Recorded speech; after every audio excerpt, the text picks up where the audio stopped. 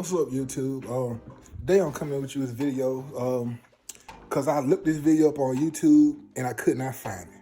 So I just had to bring it to you. Last night, I was in my 2500 HD Chevy Silverado, and I was at the gas station and I was going to go, and the truck got stuck in drive. So I was trying to move the gear select and it was real free.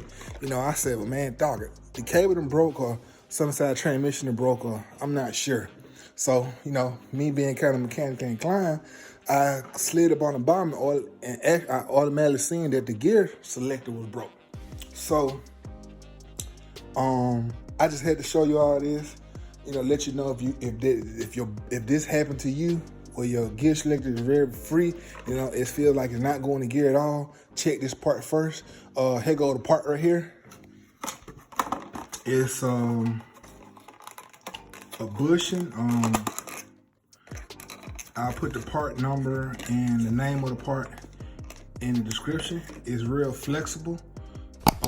This is what keeps that nipple on your transmission that goes in the gear on your gear selector. It keeps it in place on the linkage. So only thing you really need for that part is you need a real small screwdriver. And that comes with a tool, but you don't have to have that tool.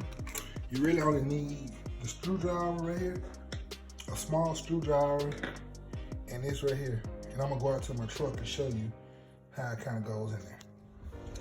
Well, the back, this is right here. I want to show it to you. Like I said, this will be off. This is when it's in there. That part is very flexible. So when it's off, one thing you do, you kind of push it a little bit, take your screwdriver, and just go around it until it falls in there. Then once you get it in there, all thing you gotta do is take it and push it up on there, and it'll snap in place. I'll try to show you the back of it. But it's very, very simple.